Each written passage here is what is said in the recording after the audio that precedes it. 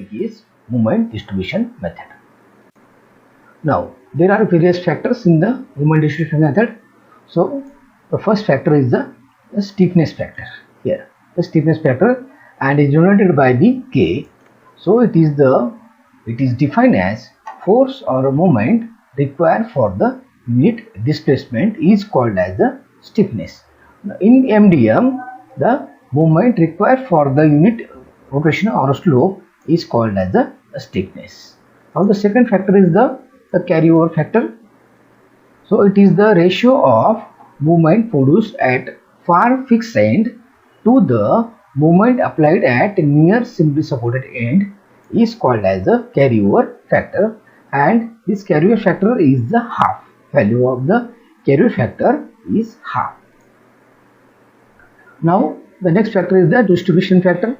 So it is the ratio of stiffness of the individual member to the total stiffness of all the members meeting at the joints. So now we are calculating the one by one what is meant by how to calculate the stiffness, then the carryover factor, and then this distribution factor. So now this we have considered here one end is fixed and here one is simply supported here, and we are analyzing this by the moment area method. So what is here? First case is what? When the stiffness factor when far end is fixed. So here apply a moment M at the simply supported end. So now we are calculating here how much slope is produced by the M here. So this will the deflected shape of this the simply supported beam due to this application of this moment, and this is the our theta B.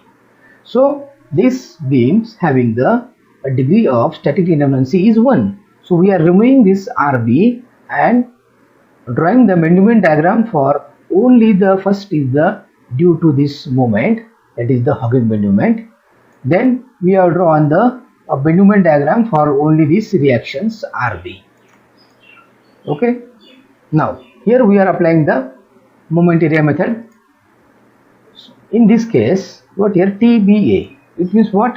A deviation of a tangent drawn at A with respect to the B. So if you draw the tangent drawn at A, so this passing to the same point, that is the B. So here the value is what? AX bar divided by EI. This is what? A1 x1 bar means for this figure, and A2 x2 bar means for this figure. So here TBA value is the 0 because here this tangent passing through the A, which is actually passes, and here meeting at the joint B. So here is no displacement, the tangent drawn at the A. So this value is the 0. So TBA is 0, no deflection at the B because here is a support. So what here we are drawing the tangent at A and checking at the displacement at the B. So there is no displacement, that is why it is 0. So now we are calculating this. So TBA is equal to the 0 here. This value becomes the 0 now. A1 x1 bar divided by EI plus A2 x2 bar divided by the EI. So here take hogging as a minus and sagging as a plus. So now here what 0 is equal to here what? This M by EI into the length, this is the area, and L by 2 is the central distance. In the same way here 1 by 2 1 half. First is the area 1 half, this base is the L, into height is what? RB into L divided by the EI. From the here the CG is the 2/3 of, from the apex is 2/3 of the L. Now if you solve this, you will get the value RB is equal to 3M by the 2L. Now if you take the sigma MA is equal to 0 and if you take sigma MA is equal to 0, now we are finding the value of here the MA. Well, how much movement produced at the A. So 0 is equal to, if you are considering this MA is clockwise here, so MA is a plus M is again this is the clockwise, then minus because this RB is minus RB into the L. So RB is how much? RB is a 3M by 2L multiplied by the L. So here we get the value of MA is equal to M by 2. It means what? If you if the far end is simply supported and that M is applied at that joint, so here moment produced at the fixed end is the half. So what here we can say that this indicates that carryover moment is the half. So when you apply any moment at the simply supported end, will produce the half moment at the fixed end.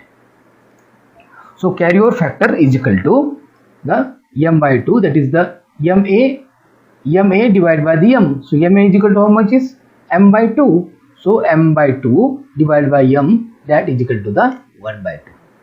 Now here our aim is to now find out this theta B. So now next is the same figure is here. Now here we are applying the first theorem of the moment area. With change in slope between these 2 points, that is equal to A by EI. So here what theta A minus the theta B is equal to A upon EI. Since A is equal to what? Area of this diagram plus the area of this diagram. Now we know the theta A is 0 because of the fixed end. So here what? Minus theta, that is equal to here. Now A1 is what? Area of this diagram, that is M by EI into the L. So M by EI into the L. Then the diagram is a plus, that is why the plus 1/2, this base is the L into the height. So here we got theta B is equal to ML upon 4 EI. But we want the stiffness factor. Now next is what? M is equal to 4 EI by L into theta B. Now by the definition is what? Movement required for the rotation. Here is what? This movement is required for this rotation of theta B. So this total 4 EI by L divided by theta into theta divided by the theta. So that is equal to 4 EI by L. So the stiffness factor K is 4 EI by L when the far end is fixed. Now this end is called as a far end. This end is called as a far end, and this end is where they are applying the moment. So when the far end is here and this apply the moment as simply supported end, in that case the stiffness factor is the 4 EI by L. Now the next case is what? The stiffness factor when the far end is hinged. Now first one is this is the far end which is a fix. Here is what? We are applying the moment at the simply supported end. So this will produce the shape like this. Okay. So now this is the theta B. Again we are analyzing this beam by using the moment area method. Now here this beam is the determinant beam. So here only directly the BMD of this is the, due to this M is what? M by EI, and this is the BMD. Now here we can say that theta B, if we draw this completely, so here theta B is equal to what? Here the TAB divided by this L length. So that is equation number 1 is our. Now here TAB, what here TAB is nothing but what? A tangent drawn, deviation of a tangent drawn at B with respect to the A. So we are what? Drawing the tangent at B and finding the deviation at the A. So here TAB is equal to what? Our second theorem, AX bar upon EI. So now TAB is what? AX bar upon EI. So here from this end, what here? AX bar is what? 1/2 area of this diagram, 1/2 base into height, 1/2 base into height into here the distance 2/3 upon the 2/3 into the L. Because here from here we are finding the TAB. We are drawing the tangent at B and we are checking deviation at A. That is why where we are taking the deviation, from that we have to take the X bar. So this TAB is equal to minus 1 by 2 into L M upon EI into, now if you simplify this becomes TAB is equal to minus ML square upon EI. Now put this into this formula here. So we got theta B is equal to this minus ML square upon 3EI divided by the L. So simplify this. So we will get theta b is equal to minus ml upon 3i. So this negative sign indicates that the slope is the clockwise only. So now our aim is to what? We have to find the stiffness factor when the far end is hinged.